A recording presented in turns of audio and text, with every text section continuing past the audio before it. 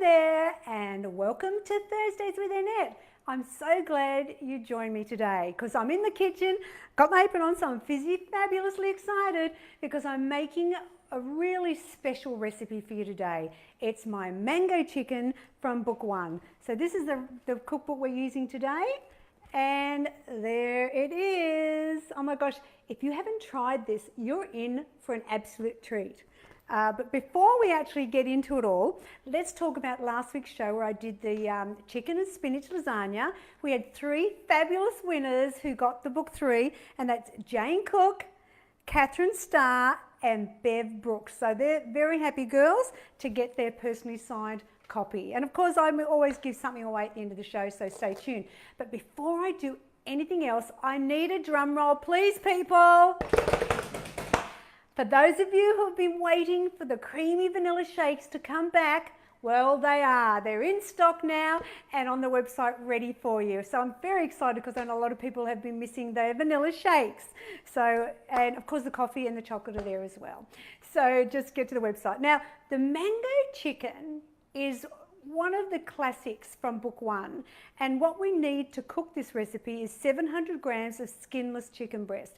And this is where I save a lot of fat because a lot of times people use the thigh and then they put the skin in as well. I really don't like chicken skin, especially if it goes soft. So this is where I've been able to save a lot of fat for this recipe because it's only like 2.8 grams of fat a serve for this particular recipe. So it's 700 grams of the skinless chicken breast. We need a small onion, 2 tablespoons of the low salt or no salt tomato paste, garlic, curry powder, the Marcel stock powder, we need corn flour, mango nectar, evaporated milk, coconut essence, and of course a can of mango, and cooking spray. So this is how we're going to start. We're going to get the onion done first. I always think it's the yucky part. It makes my eyes water sometimes, and I always think, let's do it first and get it out of the way. You know, there's lots of things they say about helping you with avoiding, you know, your eyes from watering with onion, but I kind of think the key is having a really sharp knife. I think that's the big thing here. Some people say putting them in the fridge helps, and I get that. I think that could be good, but I don't know about you guys, but my fridge is pretty full with other things apart from onion. This skin's a little bit tricky, isn't it? I always use brown onion as well. I just find it a little bit less harsh as the white. Oh my gosh, this skin, people. What's happening here? All right. Oh, I'm putting it in the pan. Now we're going to dice the onion. So let's just get that happening. As I said, a sharp knife is the way to go with onion. There's nothing worse though than that sting in your eyes, is it? Especially if you've got makeup on and you want to be fabulous.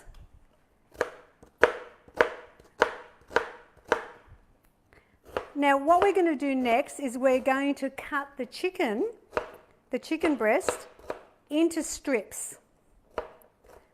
A lot of times I dice, but for this particular recipe, I like to cut it in strips. I mean, you could dice it if you wanted, but that's what I do. All right, so there's our onion done. Let me get rid of the board. And now we're going to do the chicken. And as I said, it's the skinless, and so it's really nice and lean and fabulous. So we're going to cut it into strips. So what I tend to do is I cut it down the middle and then cut down like that. Don't want it too thick. You know, this is, because, you know, you want it nice to be fairly equal in the slices you do. Now, this one, I've only ever made mango chicken. I've never done a variation on it. I've never tried it with lamb or pork or anything. I'd be curious to know if anyone has. And now, because I just think it just really works with the chicken. I mean, why mess with something fabulous? So while I'm chopping, I'm going to heat up my fry pan. I've got my lovely non-stick here. I think that's another really important thing, is going non-stick. Really helps, especially I find cooking fish and things like that, totally the way to go. So while I'm chopping, I'm going to start cooking, and I want a teaspoon of the crushed garlic. Now, of course, you can use fresh. If you can be bothered to chop it all up, well done. I'm just all about quick and easy. And there we go. So I'm just going to cook that for just a couple of minutes. There we go. And while that's happening, I'm going to be chopping up my chicken, and that goes in next. Now, this particular recipe, I had a little bit of flashback in time, because Diane said to me, why do you love this recipe so much? Because I always get this sort of, oh, I love mango chicken. And do you know why? Because this actually was the very first recipe that I ever created. It was years and years ago. I think I only had a couple of kids at the time, and I made this up. And I remember I didn't write it down as I did it, so when I wanted to make it again, I had to really think about what I put in. I made it for a dinner party when friends were coming over, and everyone loved it. And so when I was writing my first book, I thought, oh yes, we have to put mango chicken in there, because even though like lasagna, and that was my other one that I converted next, this one I created myself. I mean, lasagna, how many people have invented lasagna? I don't know. But I did my version, and I'm sorry, it's in book 1 as well. So if you haven't got this book, you're missing out, hey? All right, so now I'm going to put in the chicken, and I don't want to just throw that all in one go. I want to take my time and just spread it over the base of the pan, because I want to keep that sizzle.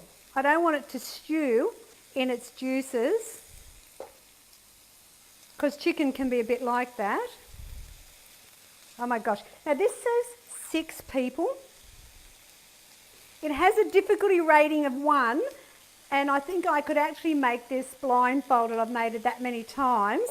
And it was when I launched book 1, I remember I used to do this particular recipe out in all the promotions and the stores and everything like that. It was just one of my favourites to cook. Now let me get rid of this, and I'm going to wash my hands. There we go.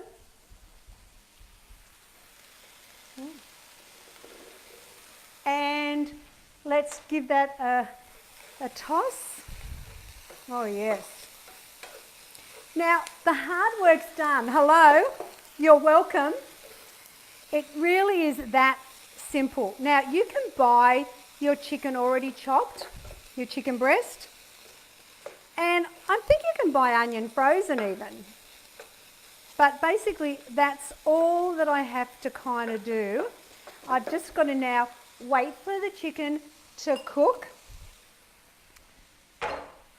and then I can add some other ingredients. But while I'm waiting for that, I might actually get my canned mango and drain it. Beautiful.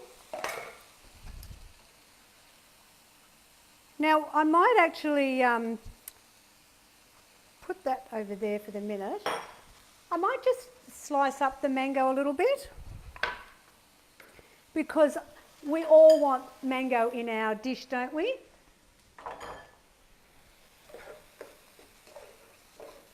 Because once the chicken's pretty well nearly cooked, that's when I can start adding the remaining ingredients. It's actually quite quick to make. I would have started my rice before I started cooking, because this takes less time. So I'm thinking I might do it in chunks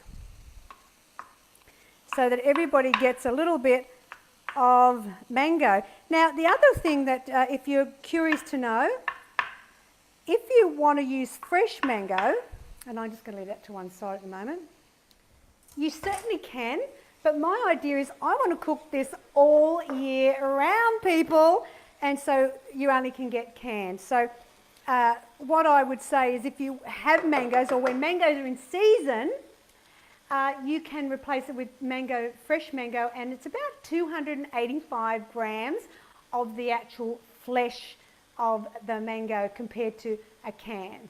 So, and it does taste a bit fabulous. I've even actually done it for a dinner party where I actually did a chicken breast for each like a small chicken breast, and then I made the mango sauce up, put it on top of the chicken and fanned the little bit of mango. I know, it was a little bit fabulous. All right, this is looking good. So now what I'm going to do is finish it off.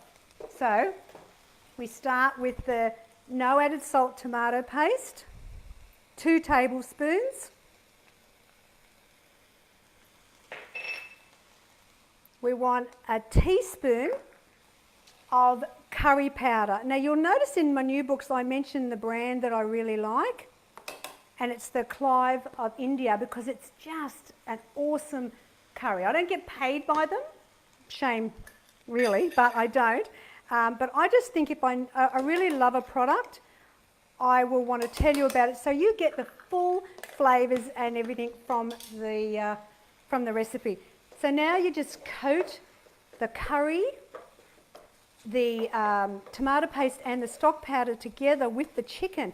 And this will give it that sweet and savoury. Hello, I was way advanced in my day. Now everything's sweet and salty, but I mean back 100 years ago when I actually created this recipe, no one had thought of that. But it is one of my favourites. And this is where I actually... Sorry? Flo wants to know if you can use apricots instead of mango. Who was it by? Flo. Flo. Hi, Flo. Yes, now in the recipe you'll see that I do a variation there.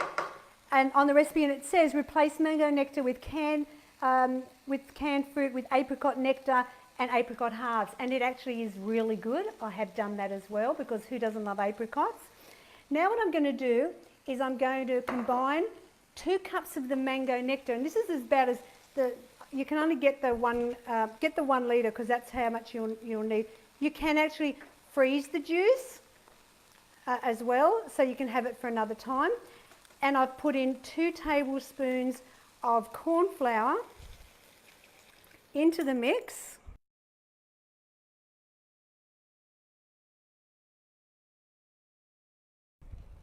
Oh my gosh, we're nearly done. Yes. And it is really one of those sweet, savoury dishes. That's looking great.